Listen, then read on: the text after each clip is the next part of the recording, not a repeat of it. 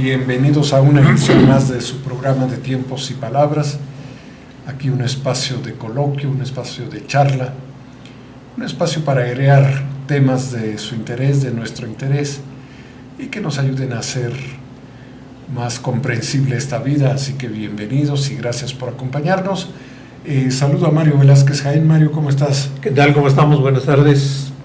Pues aquí, Mario, vamos a iniciar este programa. Soy Marcial Guerrero. Estamos aquí en un programa que nos atrae mucho porque justamente el muy reciente 18 de mayo, se conmemoró el Día Mundial de los Museos. Y esto es porque hay un Consejo Internacional de Museos, el famoso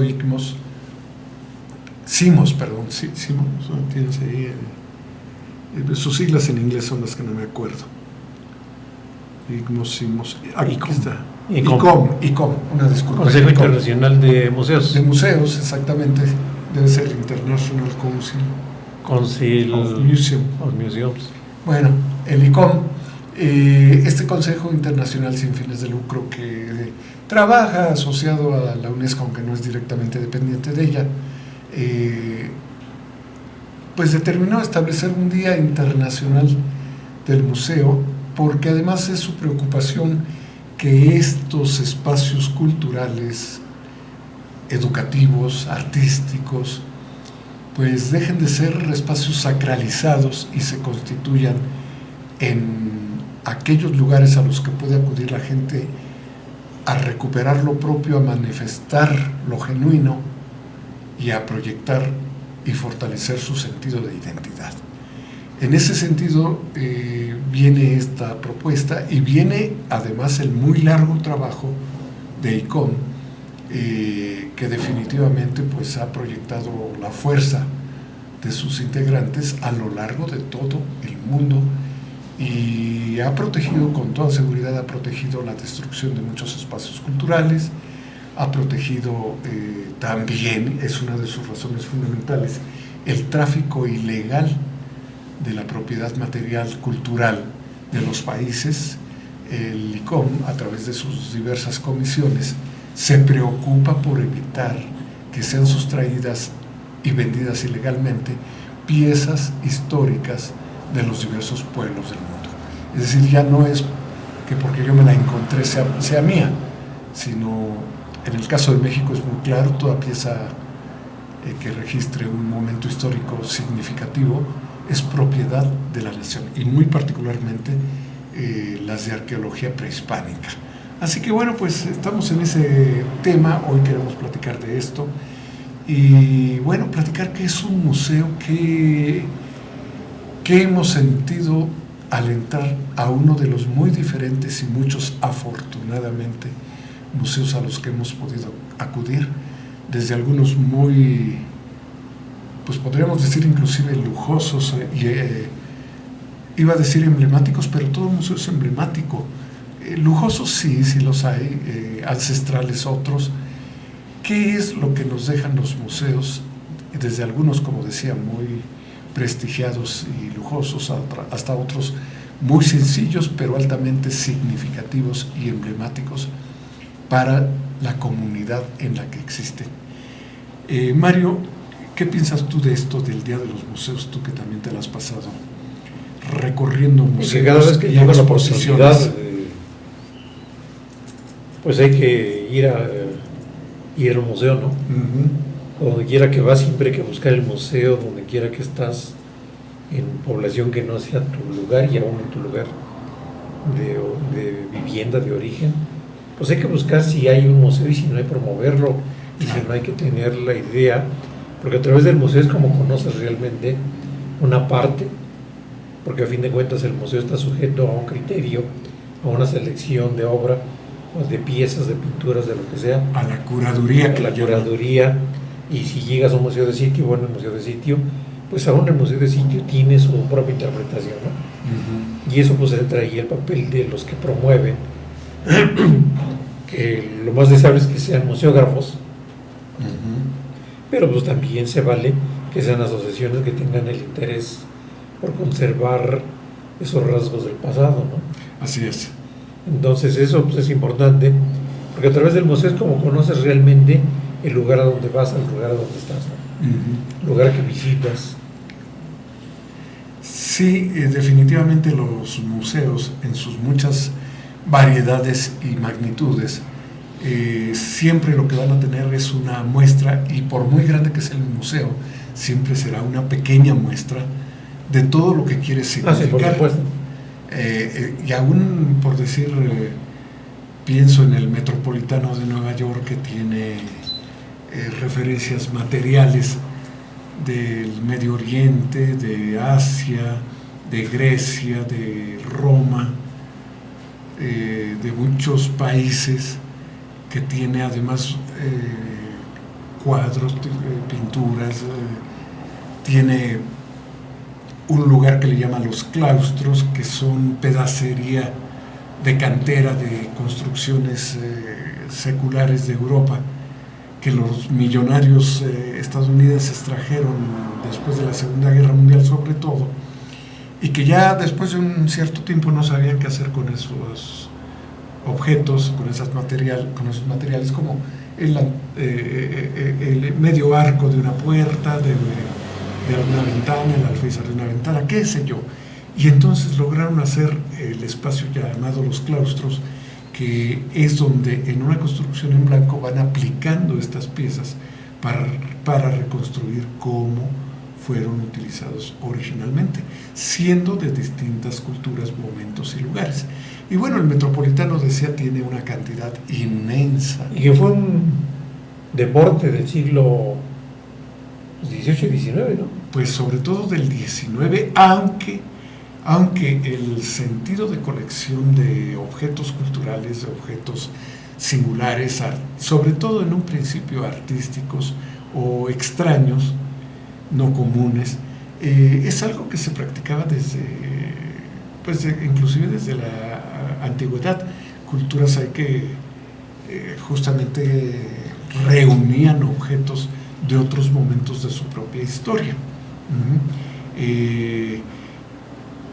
Y es justamente, bueno, algo que podemos pensar que es un poco base de colecciones artísticas, son los relicarios, estos espacios en donde se juntaban piezas supuestamente pertenecientes a santos y santas, y aún a figuras religiosas como Cristo, la Virgen María o San José, en el caso de la religión católica, que eran encontradas y que luego se remitían a alguna catedral famosa, alguna iglesia famosa, alguna abadía. Y entonces, bueno, toda esta colección llegó un momento en que se fue exponiendo en vitrinas a los feligreses, a los visitantes, y son una expresión de alguna manera museística. Recuerden, en el caso de Praga está la iglesia del centro de Praga, que tiene una colección de relicarios, es decir, colección de reliquias. Tenemos otro caso que es maravilloso. Bueno, en México tenemos varios espacios donde estos objetos constituyen colecciones que al principio se muestran como curiosidad y después se van sistematizando. Tenemos, sobre todo en los santuarios, en San Juan de los Lagos, y uno que a mí me parece que es, bueno, en la villa de Guadalupe de México. La villa es todo el complejo de instalaciones que hay, es todo un museo. Es todo un museo, desde luego. Pero además la colección de objetos, digamos, muebles, por decirlo, además de los inmuebles, lo son. Y uno que es maravilloso es el museo relicario de la Virgen de la Soledad en Oaxaca, que es una colección de trajes de la Virgen, joyas de la Virgen y vestidos de la Virgen que le va haciendo la gente y se los va dedicando. Muchos de ellos sumamente finos y elaborados con un gran gusto, con telas muy finas y trabajos de alta calidad, de alto arte. Entonces, bueno, allí también se da desde muy antiguamente, se dan estas colecciones que luego se van convirtiendo en museos. Pero decías tú, y es cierto, son particularmente el siglo XVIII, cuando el racionalismo está en efervescencia, y que se lanza, el racionalismo se lanza con la preocupación de localizar qué de lo pasado expresa. Muchos de los grandes viajeros, ¿no? Claro, claro. Muchos de los grandes viajeros lo que hacen es dar testimonio o traer objetos de otras partes. ¿Qué hizo si no Marco Polo cuando fue a la antigua Catay? Traer objetos extraños. ¿Qué hizo Cristóbal Colón y luego Hernán Cortés cuando regresan a España a ver a los reyes? Pues llevar objetos extraños, lo que no había allá. Y el gran saqueo que se hace de Grecia, ¿no? El gran saqueo que se... De Egipto. De Grecia, de Egipto, de Roma, de México, de Perú, de Bolivia, de Estados Unidos, de todos lados, y que en el mejor de los casos va a parar a un museo. El gran saqueo del Medio Oriente, el gran saqueo de Roma, y te digo, es algo significativo que en esa Europa del siglo XX, después, en las entreguerras, pero sobre todo después de la Segunda, Estados Unidos promueve el turismo a Europa sobre todo. Y ya después al Medio Oriente, al Lejano Oriente, luego a África y a América Latina. Pero en Europa iba el estadounidense con dólares que eran de mucho peso en Europa, que estaba en reconstrucción. Entonces se daban el lujo de comprar, bueno, y no solo el americano mayoritariamente, pero también los cubanos enriquecidos con el azúcar, y muchos mexicanos con el pulque y con otras riquezas ganaderas y mineras del país, que iban a Europa y compraban objetos antiguos, objetos curiosos, objetos caros, joyas prehistóricas o históricas. Es increíble que las puertas... ¿Cuáles? Que las puertas antiguas, pues encuentras de repente casas señoriales aquí en México, o casas de venta, y hasta subastas.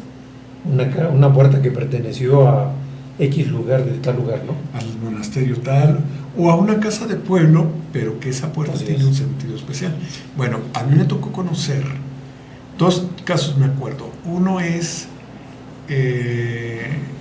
esta zona cultural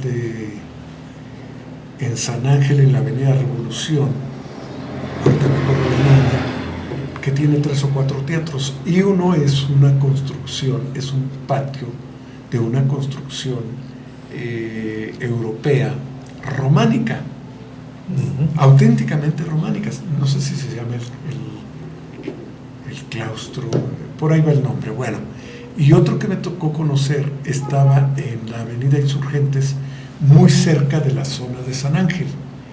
Y tenía una reja a la calle, así que desde la calle se podía ver, y era una construcción normanda, auténticamente. El día que la movieron a otro lugar más oculto seguramente, y me tocó ver cómo iba numerando pieza por pieza cada una de las canteras y de los componentes de esta construcción. Y pues se perdió, ve a saber a dónde fue a quedar, pero era desde luego una construcción europea, y pues ya por ese solo hecho y puesta aquí, ya era una riqueza de cultura material de nuestro país. Y lo mismo de aquí para otros lados. Así es. Eso nos ha tocado ver, inclusive cuando Egipto se da la tarea de construir la presa de Asuán, la enorme presa de Asuán al sur de Egipto, para contener un poco las aguas del Nilo y propiciar el riego en zonas más amplias, y con esto la agricultura, lo que hace es el templo de Asuán en Abu Simbel estaba al nivel del Nilo. Así es. Ligeramente unos cuantos centímetros arriba del Nilo. Entonces lo suben a la montaña que estaba cerca. Este era un templo esculpido en la montaña misma. Lo suben y lo ponen sobre la montaña, un poco metido, pero para hacerlo tuvieron que cortar en grandes bloques el templo, el cerro y el templo, porque el templo estaba abajo y acá estaba el cerro. Tuvieron que hacer grandes bloques para poder levantar el templo, Así es. ponerlo sobre lo que quedaba del cerro descubierto después de la presa llena, y encima le hicieron una cobertura con una bóveda de concreto, una enorme bóveda de concreto. O sea que esto hace maravilloso tanto el templo como la construcción moderna para protegerlo, porque ya no le podían echar tierra encima, porque ya no tenía la consistencia monolítica. Pero lo que sí hacen es ponerla orientada en el mismo sentido en que estaba en su origen. ¿Qué ocurre con esto? Cuento la anécdota por lo siguiente. Cuando Egipto hace esta recuperación, recibe ayuda muy fuerte de países como España y Estados Unidos, apoyo de arqueólogos, de operarios, de dinero, etc. Y en pago, Egipto les otorga sendos templos egipcios, pequeños, no muy grandes, pero al fin y al cabo, templos egipcios. Uno está en un jardín en Madrid y el otro está en el Metropolitano, en Nueva York. Entonces ya son piezas de museo bajo techo, muy bien protegidas.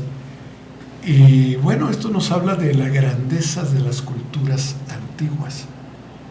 Antiguas, muy antiguas o recientes, pero finalmente esos se convirtieron en una colección de objetos valiosos por el tiempo y valiosos intrínsecamente por ser joyas, metales preciosos, piedras preciosas, telas exclusivas, confecciones antiguas, en fin. Y esto vino a constituir buen alimento para los museos. Y algunos museos también que son temáticos ya de cuestiones recientes, ¿no? El Museo de la Tecnología, en México el Museo de Telecomunicaciones, Así es un museo que tiene una parte itinerante y una parte fija. Y yo le perdí el rastro después de que estaba allí en la torre de telecomunicaciones, no sé ahora dónde esté, pero tiene una parte itinerante. La torre de telecomunicaciones por Xola, ajá, que sufrió daños y en el terremoto la del acaban de 85. demoler o le están demoliendo todavía. Sí. Con grandes murales, ¿sí te acuerdas? Sí, cómo no. El Museo del Telégrafo que estuvo en lo que... Así es una parte del museo interesante, sí, itinerante. El Museo de la Tortura, que está en la Avenida Juárez en México. El Museo de la Inquisición, que es horrible, un testimonio horrible, sí, pero finalmente es un museo que está en el antiguo Palacio de la Inquisición, que luego fue la Escuela de Medicina en el centro de la Ciudad de México, antes de emigrar a la ciudad universitaria. El Museo de Cera. El Museo de Cera, que reproduce las imágenes de algunos personajes famosos por lo que sea, no crea que solo famosos por la... Fíjate que me eché a indagar un poco, me encuentro que se tiene más o menos calculado, porque no se tiene un censo real, que al 23, o sea, 2023 había entre 1.200 a 1.500 museos en México. ¿En la Ciudad de México? No, en toda la República Mexicana. En toda la República. Sí. Y por ahí había registrados algo así como 35,000 o un poco más en todo el mundo. O sea, una cantidad verdaderamente significativa. Y en el estado de Hidalgo, 57, alrededor de 57 museos. Que además son museos en general muy pequeños. Sí. Bueno, ahí ya que lo tocas también vale la pena hacer la mención. Y Pachuca, bueno, pues tiene... Tenemos una deuda pendiente como hidalguenses de recibir, como hidalguenses de aportar para un museo del Estado y un museo de la ciudad. No contamos con eso. En el Instituto Nacional de Antropología e Historia, en la Delegación Hidalgo, se constituyó el Museo del Estado de Hidalgo en lo que hoy es el Cuartel del Arte. Y luego en el afán, estaba recién inaugurado unos cuantos años, y en el afán modernizador lo quitaron para modernizarlo, y siguen en los trabajos de modernización desde hace décadas, más de 30 años. Yo creo que cerca de 40 llevan en esta modernización. Entonces, ¿qué pasó? Se gastó dinero al montarlo, se gastó dinero al quererlo modernizar, y el dinero fue riqueza tirada a la basura, y los objetos en dónde están no se sabe. Sin embargo, hay que mencionar que dentro de las instalaciones de la delegación del INA en Hidalgo, allí en el Parque Bartolomé de Medina, está un pequeño museo de San Francisco, del convento al que pertenecieron las instalaciones del Instituto de Antropología. Hay que mencionarlo. Yo creo que es de los pocos museos que existen en la ciudad de Pachuca. Es ese museo muy pequeño, pero muy decoroso. El Museo de Minería, que está... El Museo Nacional de la Fotografía. El Museo Nacional de la Fotografía, que está en el mismo bloque. Pues son, no sé, los 3 museos que... El Museo de la Sierra de Pachuca. ¿El museo de qué? De la Sierra de Pachuca, el Museo del Reguilete, bueno, el Museo de Arte Contemporáneo de Hidalgo. ¿Cuál es el de la Sierra? Pues debe de ser el que está rumbo a Andrés Miguel para Querétaro, ¿no? Ah, pero dijiste de la Sierra de Pachuca o algo así. Bueno, aquí lo tengo como el Museo de Minería. El Museo de Minería, sí. Museo de la Sierra de Pachuca está ahí. No sé dónde está ese museo. Yo no trae la dirección. No. Yo lo desconozco. El Museo del Reguilete, Museo de Arte Contemporáneo de Hidalgo, Museo de Ferrocarril. ¿Es el contemporáneo no? Lo que tenemos es el Museo del Fútbol, pero no hay un museo contemporáneo. O sea, el Museo del Fútbol iba a ser el Museo de Arte Contemporáneo de Hidalgo.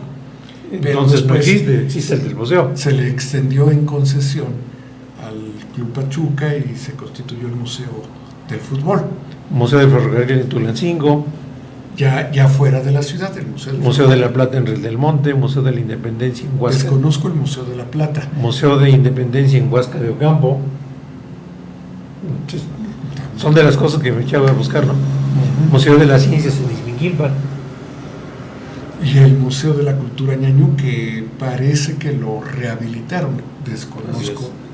Hace mucho que lo visité, me tocó inclusive participar en el montaje allá por los años 80.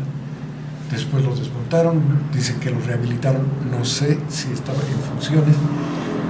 Me parece importante el caso de Mineral del Monte, conocido más como Real del Monte, porque ahí tenemos varios museos que financia y promueve la compañía minera Real del Monte y Pachuca.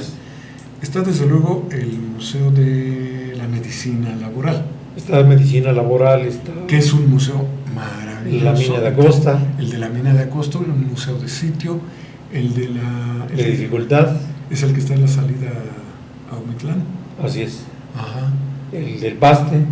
El Museo del Paste. Y el museo nuevo que acaban de abrir de Mina de Dolores. 5 museos en un pequeño municipio hidalguense. Y que además ha tenido buena visita. Bueno, tenemos la Casa Museo, que es más bien una galería de exposiciones temporales, la Casa Grande, que financia y promueve la Universidad Autónoma del Estado de Hidalgo. En el caso de Pachuca tenemos también el Museo de Minería, lo estamos dejando de lado, un museo maravilloso que exhibe la colección de minerales, diversos minerales, que se acopiaron a fines del 19 y principios del 20, y se construyeron muebles especiales en cedro blanco para mostrarlos. Es maravilloso ver las colecciones de minerales y los muebles que los alojan, definitivamente. Así es. Pero pues sí, es una pena porque desde hace mucho tiempo se busca constituir el Museo Fray Bernardino de Sahagún en Tepapulco. Lamentablemente no ha habido el apoyo necesario. El museo de sitio que quieren armar, los arcos de Zempoala. De Tembleque, del padre Tembleque. Así es. El Museo del Pulque, que también ha sido un sueño de muchas generaciones y que no se logra hacer. Pues no, porque se fermenta. Se fermenta, ¿verdad? Efectivamente. Entonces, hay mucha gente con voluntad que quiere participar, pero lamentablemente no se encuentran los caminos adecuados, los equipos idóneos, y mucha gente acaba por desilusionarse ante estas circunstancias y van muriendo las ilusiones, las expectativas. Evitemos que eso ocurra. Yo creo que esto de constituir espacios culturales es no solo una posibilidad, sino una necesidad. Y vale la pena que lo hagamos. Ahora, hubo grandes museos en la Europa del siglo XIX que alojaron, porque además, cuando eran las grandes cortes, cuando eran las grandes monarquías, hasta el siglo XIX, Mario, ellas coleccionaban objetos costosos, objetos artísticos, coleccionaban objetos antiguos pero de gran valor, estatuas que además las ponían en sus jardines y las tenían que proteger en invierno porque se traían estatuas de Grecia, de Roma, del mundo romano, las ponían en los jardines de países muy al norte. ¿Y qué ocurría cuando venía el invierno? El agua que penetraba a esos mármoles, al llegar el invierno con esas heladas, se expandía y rajaba las estatuas, entonces tuvieron que aprender a cuidarlas. Después pasaron de los jardines a espacios cerrados y coleccionaban los huevos de Fabergé, muy famosos entre las colecciones del museo que está en San Petersburgo, el Hermitage. Tienen una escultura en oro, plata y piedras preciosas, pues que yo creo que está en un espacio de 4 por 4 metros, para que imaginen la dimensión del cubo, 4 por 4 por 2,5 de altura. Imaginen la dimensión de esta escultura en oro, plata y piedras preciosas, pero piedras preciosas de las más caras.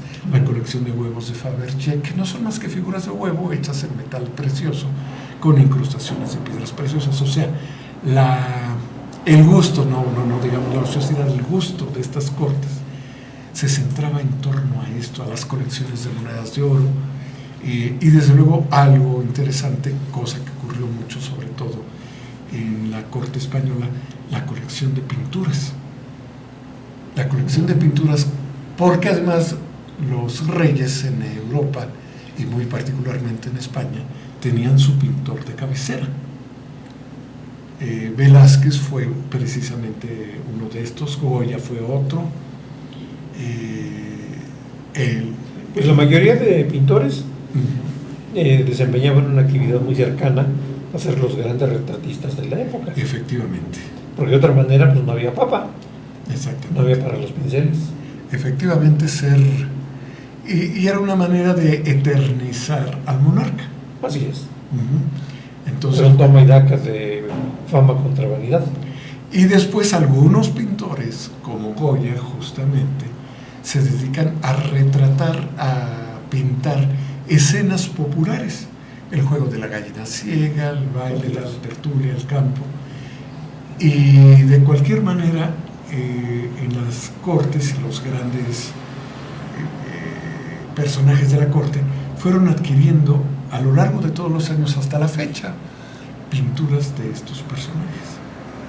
Volviendo con esto que decíamos de los estadounidenses que van a Europa, ellos llegan y empiezan a descubrir una Europa maravillosa, novedosa, inquietante, enriquecedora. Después de la Primera Guerra Mundial y fortalecida esta visión después de la Segunda. Entonces habían hecho fortunas en Estados Unidos y al regresar a Europa empiezan a adquirir casas, palacios, castillos para vivir y después para alojar sus colecciones. Es el caso en Venecia de Peggy Guggenheim, de la famosa familia judío-americana, sobre todo asentada en Nueva York, donde tienen un museo Guggenheim, el primer museo Guggenheim en Estados Unidos.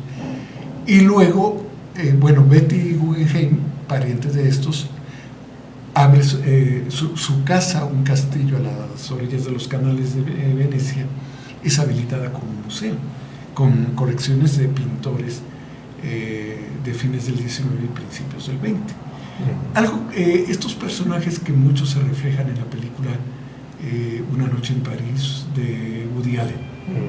Bueno, y luego hacen algo bien importante, fíjense, en España, en Bilbao, que fue la gran capital industrial del mundo vasco, del País Vasco, después de que empiezan a cambiar las fábricas y en lugar de mandar los objetos que allí hacían, mandaron la tecnología, Bilbao empezó a bajar en importancia industrial y económica. Y estudiaron mucho el caso, les preocupó un puerto maravilloso, yo lo conozco por imágenes en YouTube. Y entonces lo que hacen fue construir el Museo Guggenheim de Bilbao, donde mandan parte de la colección del Guggenheim de Nueva York y otra que fue adquiriendo para propia existencia, colecciones maravillosas. Así que aquellas pinacotecas se convirtieron en museos. Se denominaron museos. Que, a propósito, ¿qué es museo? ¿Qué quiere decir la palabra museo, Mario? Museo es la casa de las musas. Eso es lo que quiere decir museo, la casa de las musas. Entonces creo que el nombre le viene muy bien, ¿no? Pues sí. Fíjate que otro, yo diría, no es museo, sino es todo un complejo de centros de investigación, difusión y exposición, como es la Fundación del Smithsonian Institute, el Instituto Smithsoniano de Estados Unidos, que tiene alrededor de 150 millones de objetos, obras de arte, especímenes de la entrada, y tiene en Washington, en Washington DC. Entonces tienes no uno, sino varios museos, dentro de los cuales está el Museo del Aire, Museo del Espacio, Museo de Historia Natural, Museo de la Historia Americana y el de Zoología Nacional. Entonces es un complejo de museos muy importante que aún ahora sigue creciendo, ¿no? Claro. Porque mucha de la gente que pues tiene sus colecciones personales de papeles, fotografías a algún lugar, o los lleva ahí o los lleva a la Biblioteca del Congreso. Exactamente. Entonces la Biblioteca del Congreso recibe diariamente una gran cantidad de objetos, ¿no? Pues como los que te mencionaba, que constituyen los claustros del Museo Metropolitano de Nueva York, y muchas colecciones del Metropolitano fueron de esta gente millonaria que las fue adquiriendo, y bueno, pues les interesaron a ellos, pero a las generaciones subsecuentes ya no. Pues ahora le da dónde, al museo, afortunadamente. Bueno, hay otro museo en Pachuca, no lo conozco, no lo he podido conocer. Si usted agarra la calle que va yendo a México por Felipe Ángeles, toma usted en Venta Prieta, entra por esta calle en donde está la 18ª zona militar, sigue usted de frente, atraviesa esta parte del Tezontle, entra después ya para acercarse al Ramón. Que tiene una fachada de castillo medieval, alguna cosa. Y que lo presentan como un museo del juguete mexicano, algo así. No lo conozco aún, pero bueno, es una buena oportunidad de darse una vuelta y ver qué tiene allí. Y además, si tiene usted algún juguete... Hay que esperar a que termine una remodelación gigantesca que están haciendo ahí. Ah, sí, está. Sí. Entonces es imposible pasar por esa calle que conecta precisamente. Ah, pero es la calle, no el museo, la que está en remodelación. Pero toda la calle hasta el Geofil está suspendida. Ah, ya. Bueno, pero no perdamos de vista en la primera oportunidad conocer ese lugar. Y bueno, y museos en México que tenemos temáticos e históricos. Desde luego tenemos en el conjunto cultural de Chapultepec varios museos, Mario. Bueno, tenemos el Frida Kahlo, en la Ciudad de México. En Frida Kahlo, Nacional de Antropología, el Arte Moderno, el Templo Mayor, el Arte Popular, el Diego Rivera, Museo Regional de Guadalajara en Jalisco. Y el Diego Rivera tiene dos museos. Uno, lo que fue la casa que habitó en Altavista por Revolución, y otro, la Casa Negra en la Nahuacali, una construcción densa, pesada, en tierra negra de Tezontle, en tierra más bien, no de Tezontle, volcánica, que lo hizo por la zona de la calle de Pacífico y División del Norte, por aquel rumbo. Sí. Espléndido también. También tienes el gran museo, por ejemplo, que está ¿cómo se llama? Que está donde fue, a un lado de donde está el convento o templo de San Juan de Dios, allí en el centro, sobre la avenida Hidalgo, Sobre la avenida Hidalgo. que tiene una plazoleta Claro. que sí. se llama el Museo de... Fue un coleccionador y comerciante de antigüedades que regaló sus colecciones, es el Franz Mayer. El museo. Y al lado, en la otra, pasando esa plazoleta, en la siguiente plazoleta está el Museo de la Estampa Mexicana. Así es. Entonces, bueno, si usted va un día a México simplemente a querer hacer un El itinerario, Museo de las Culturas, el Museo de las el Culturas, Museo de la Autonomía, exactamente. sí. El museo Estaba por ahí por el Templo Mayor, todo ese, en esa cercanía. en esa cercanía, efectivamente. Y el museo de... ¿qué es una especie de museo y otra cosa? Del pintor Cuevas. Claro, sí, en el convento, creo que de la Merced. Ex convento. Ex convento, Sí. pero no es de la Merced, no me acuerdo de quién es. Bueno, el Palacio Nacional, Con- que alberga una cantidad de colecciones interesantísimas, Y que se puede visitar. que se además. puede visitar, al menos a una parte, Ujú. sí se puede visitar. Y que justamente allí tenía entre los lugares más importantes la casa, bueno, el departamento, el pequeño departamento que habitó Benito Juárez cuando fue presidente. Así es. Allí está habilitado como museo. Simplemente allí en el Zócalo, en contraesquina del Templo Mayor, que tiene su propio museo de sitio, y que además cuando vaya a ese museo del Templo Mayor no deje de admirar un buen rato una de las piezas más fabulosas que yo he conocido de escultura, el caracol.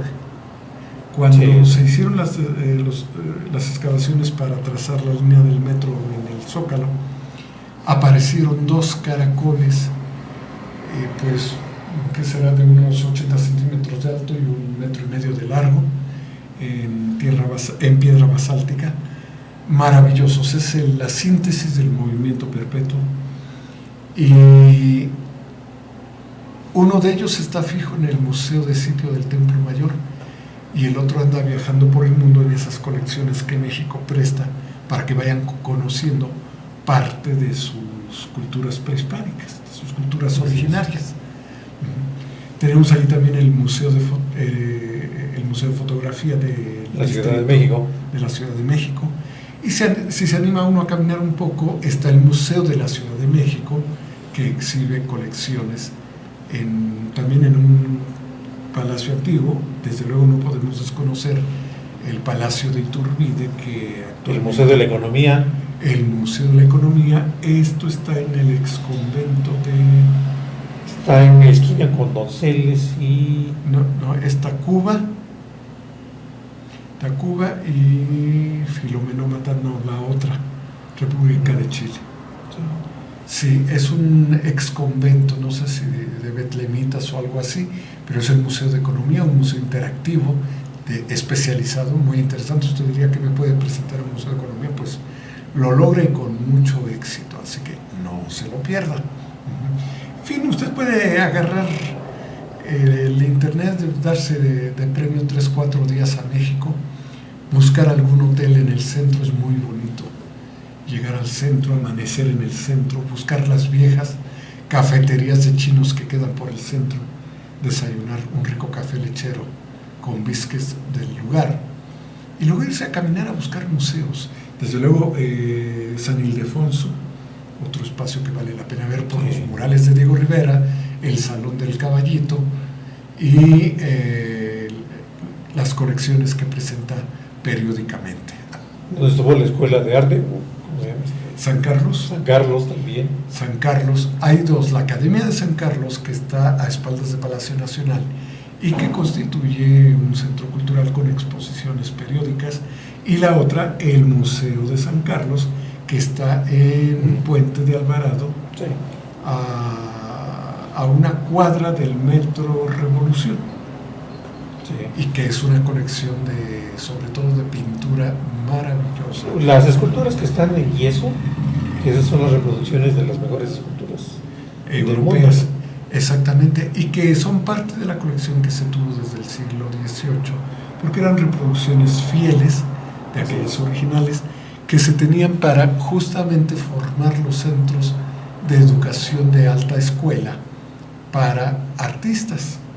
Entonces, para ellos se traían todas estas colecciones para que fueran aprendiendo a dibujar y a tallar, porque muchas de Y estas... más que todo, embeberse de todo ese espacio escultórico que es hipnótico, yo diría, ¿no? Encontrarte con esa arquitectura románica, adornada por los arcos, más bien neoclásica, sí. Adornada por una gran cantidad de arcos, pasillos, corredores y un gran patio con en un equilibrio, ¿no? Como si estuvieras, si te paras en el centro del patio y miras a la puerta del centro, exactamente igual a la izquierda y a la derecha. Una simetría. Totalmente simétrico, que te da la sensación de estar frente a una balanza con los pesos exactos en uno y otro lado. Hermosísimo edificio construido por Tolzán. Así es. Aquel arquitecto. Bueno, el Museo de la Pintura, donde está el caballito de Tolzán. Claro, el Museo Nacional de Arte, el MUNAL.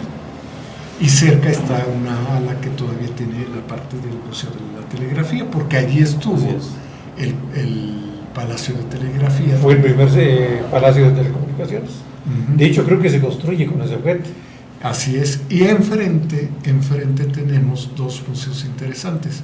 Uno, el de Correos, en el edificio de Correos, un edificio de la época, construido en la época porfirista, pero con un estilo, yo diría, pues... ecléctico, con matices italianos. Con matices italianos, efectivamente. Lo has definido muy bien. Ecléctico, que quiere decir de todo un poco. De todo un poco. Pero con un sabor marcadamente italiano. Sí. Y el recientemente inaugurado Museo del Banco de México en el edificio Guardiola. Así es. Si usted atraviesa la calle con mucho cuidado y cuando el semáforo nos lo permita, ahí en la esquina, atraviesa usted a Bellas Artes y ahí se va a encontrar el Museo de la Arquitectura, excepcional, y los grandes murales que están en el Palacio de Bellas Artes, y también las colecciones permanentes y las colecciones periódicas que se presentan allí. Y aparte de eso, lo que está el conjunto arquitectónico del interior de Bellas Artes es fabuloso, ¿no?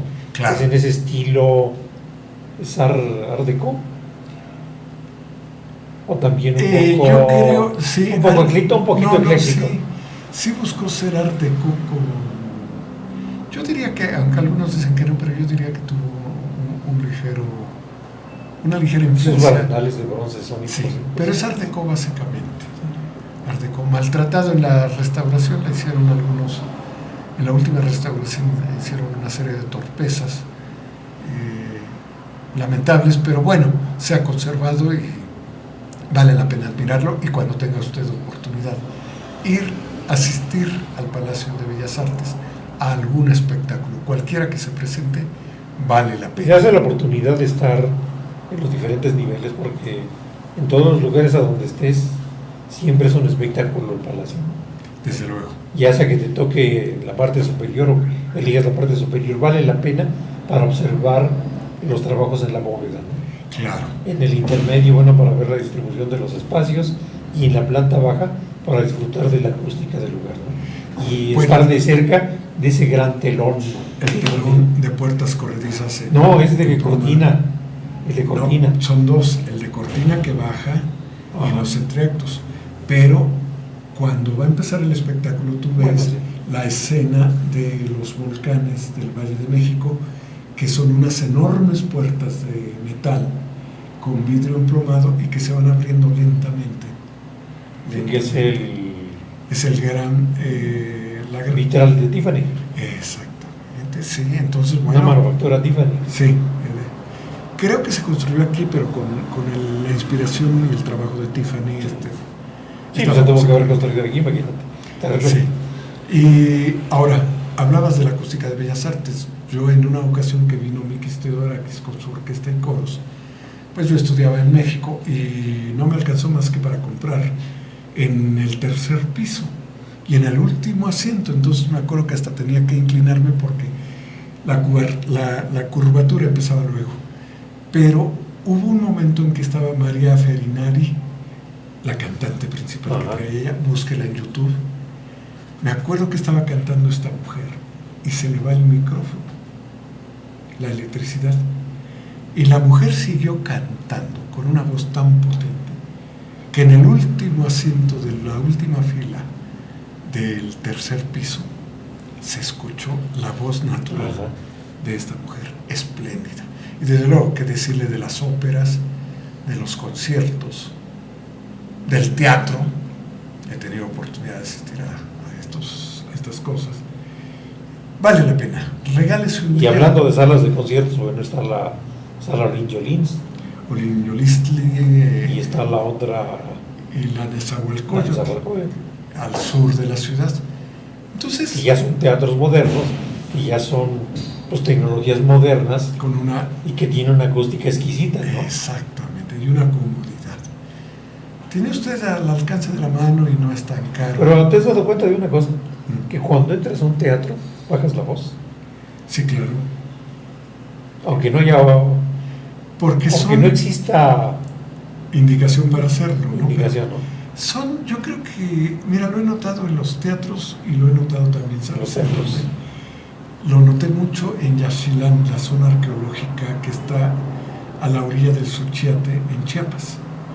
Íbamos platicando en la excursión, éramos una excursión de 40 personas, y bajamos y entramos a la zona de Yaxchilán, esculturas prehispánicas mayas, que en el espacio central ha crecido tanto la vegetación después de haber sido abandonada, que se llega a cerrar en ciertos puntos. Y apenas entrar allí la gente baja la voz. Yo creo que es esto de sentir los espacios sacralizados, que igual que al entrar a una iglesia, uno baja la voz, efectivamente. Yo pienso que es eso, ¿no? Los tenemos como espacios sacralizados. Y en los museos pasa otro tanto.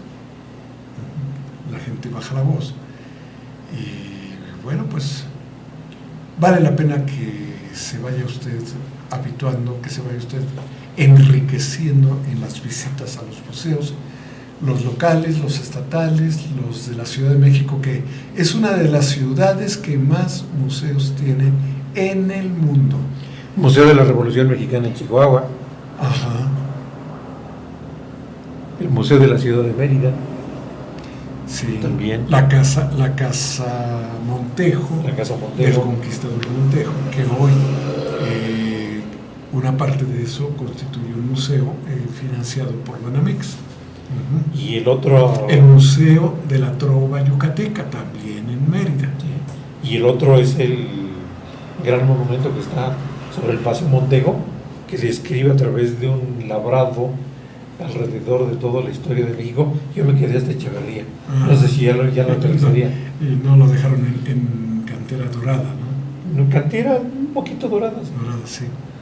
Pues en fin, viaje por este país tan rico y cuando tenga oportunidad por este mundo tan espléndido, y nútrase de la cultura, finalmente de esta cultura que ha sido heredada por los siglos y la gente, y véalo, y además acuda usted a una última modalidad de museos que no hemos explotado debidamente, el museo informático, para decirlo de alguna manera, o virtual. Y el museo de aquí de Tepoztlán, ¿cómo se llama? El Museo del Virreinato. El Museo del Virreinato, que es una maravilla. Y le voy a decir, manjar, yo diría. Le voy a decir, con un grupo de amigos, íbamos 10, alquilamos una camioneta para 12 pasajeros, 2 no llegaron, fuimos 10 pasajeros, era para 14 pasajeros, o para 12, bueno. El asunto es que fuimos, cortó por el AIFA, y aquello que antes hacía usted casi 4 horas para llegar porque había que llegar a México y tomar rumbo a Querétaro, hoy por el AIFA llega usted en hora y media. El pueblo está hermosísimamente arreglado, puede usted comer desde un mercado de comida limpio, confiable, hasta restaurantes muy elegantes. Muy diversos, para todos los gustos y carteras. Visitar el museo, que es una maravilla, al que le debe usted dedicar de 3 a 4 horas. Maravilloso el museo. Y bueno, regresar a Pachuca en esta camioneta la entrada al museo no sé cuánto cueste porque presentamos la credencial de jóvenes en plenitud de edad, la del INAPAM. Pero lo más interesante, creo que nos costó 400 pesos el pasaje. Algo así, o sea, no salió caro y nos llenó todo el día maravillosamente. Así que no deje de aprovechar estas oportunidades. Otro museo, un museo maravilloso, es el que está en Justo Sierra 7 o 17, que es la primer sinagoga que se construye en el siglo XX por los inmigrantes judíos, y uno muy rico paga para que la construyan a imitación de la que él dejó en su tierra en uno de estos países de Europa del Este. Hoy ya cerró esa sinagoga como centro religioso, ya existe en Polanco, pero ha quedado como espacio museístico de sitio. Visítela. Por fuera está recubierta de tezontle como si fuera construcción colonial, pero por dentro toca uno la puerta o ya está abierta permanentemente y puede uno visitarla. Es un espacio realmente interesante. Usted la puede conocer porque en YouTube, si tiene curiosidad y busca a Jacobo Zabludowski, él da una plática en este museo, Casa Museo de la Sinagoga de la calle de Justo Sierra. Pues eso por mencionar algunos de los que hemos tenido la extraordinaria oportunidad de visitar, de conocer, de regresar a ellos. Y bueno, pues... Y ojalá que algún día se haga el Museo en Pachuca. Exactamente, y el de Hidalgo. Son dos museos que seguimos esperando.